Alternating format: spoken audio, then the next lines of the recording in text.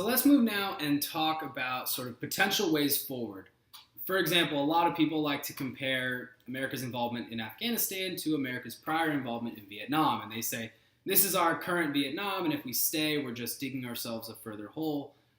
But if we leave, we accept that we have lost. So let's look at some examples where America was recently militarily involved in the Middle East and pulled out. What better than Iraq? That's pretty much the main example that we can look to. And I think it's a pretty good case for staying in the country. Sectarian violence is ripping Iraq apart, literally. The number of deaths per month is off the charts. It's almost civilian deaths.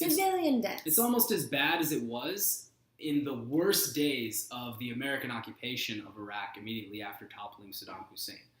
So the idea that leaving the country will somehow solve all of its problems and the violence will disappear, Iraq is a pretty good counterexample to that argument.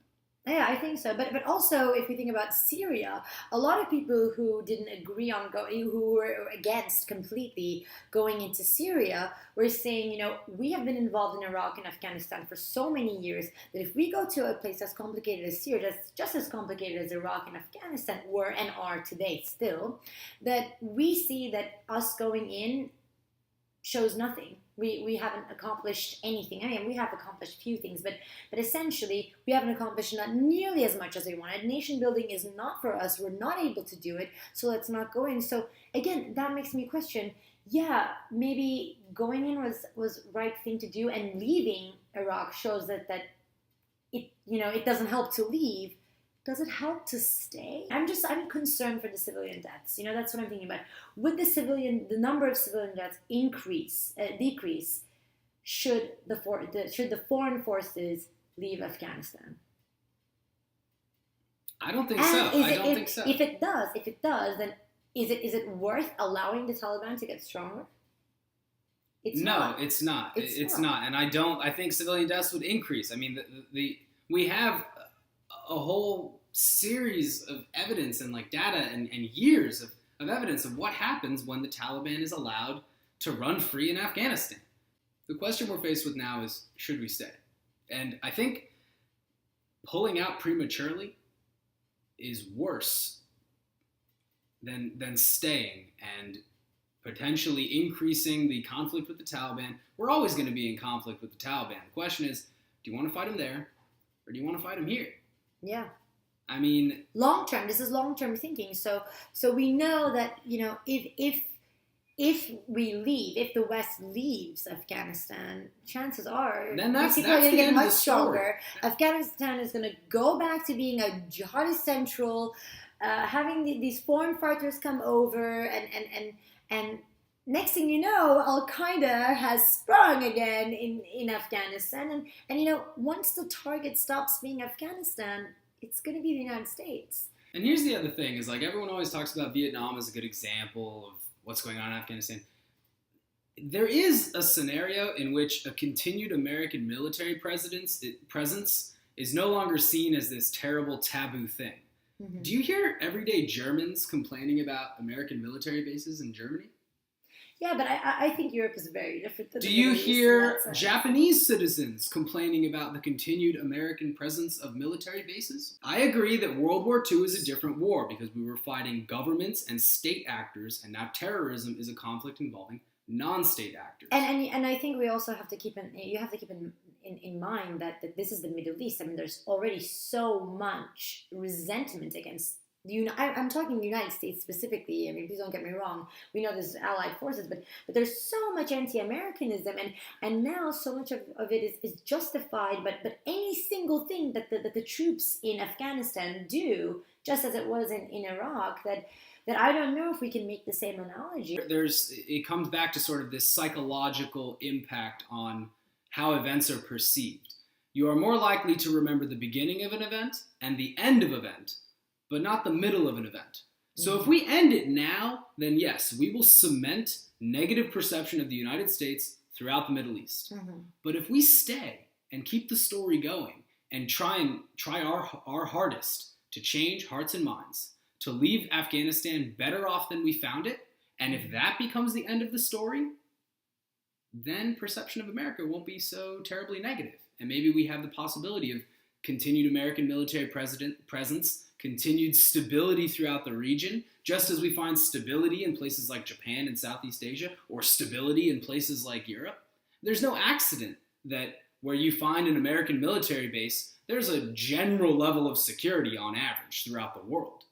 I think, yes, recent history makes it very difficult to accept the idea that America's role as a military force is going to be consistent throughout the Middle East or is going to stay in Afghanistan. Mm-hmm. But I think that's kind of what we've gotten ourselves into. And it's necessary, isn't it? I mean, it's necessary for American security and it's necessary for Afghan security. I mean, why? What's the alternative? Yeah, what's the alternative? So why is the U.S. using this threat of the zero option of pulling all the troops away from Afghanistan right now? Because we know that as much as President Karzai says, we want you out, we don't like you being here, you are invaders, da-da-da, he cannot accept all the troops leaving. I mean, he says that the Afghan security forces are now equipped to deal with this insurgency problem on their own. No, they're not. Not yet. And he knows that. That's why the United States is using this I don't want to say threat, but it is a threat. You know, this is a zero option because it works. I mean, because if that came to pass, if we really pulled out all of our troops by the end of 2014, Afghanistan would descend back into chaos. Exactly. It would at the best case scenario would be that you have another Iraq, which is essentially at this very difficult stalemate, kind of like Syria, where the Sunni and Shiite forces are just battling at each other, and there's tons of conflict, car bombs going off every day, increased number of civilian deaths, increased instability, refugee crisis into neighboring countries. And from the U.S., we look and we say, so why did we even bother? Why do we go in? We didn't complete the job. I think both of our arguments at this point is that the United States... We made a commitment. You made a commitment. We went in. Nation building. We can't quit halfway through. We haven't built the nation. Yeah. The nation has not been built yet. So leaving would, I think I agree with how you said it, would be a bit premature. So and it would result in chaos. It would be in the best interest if the Afghanis accepted this deal, the security deal, for everybody's sake. But before we conclude, I know you're sort of talking about Iran, but I have to bring it back to the idea of Iran, because a lot of people said when the United States was pulling out of Iraq that, oh, we're so worried that the Iranian influence is going to be so huge in Iraq if we leave, and then we're still struggling with that right now. We're still struggling with that. But there have been arguments back and forth, some saying, yeah, the same thing will happen in Afghanistan, and some saying, no, it won't. And I really want to ask you about how do you think Iran plays a role in this, in terms of security of Afghanistan, and in terms of American foreign policy with regards to Afghanistan? Well, it's interesting. So just in response to the proposed deal that's on the table of extending American and NATO military presence, the Iranian government and the foreign ministry came out openly and said, Afghanistan, well, not that they just reject it, but they're suggesting Afghanistan should reject it. They don't think it's in Afghanistan's best interest. Surprise, surprise. That's obvious. If American troops are there, then the ability of Iran to influence Afghanistan is very small. If America leaves, the ability for Iran to influence Afghanistan increases. That being said,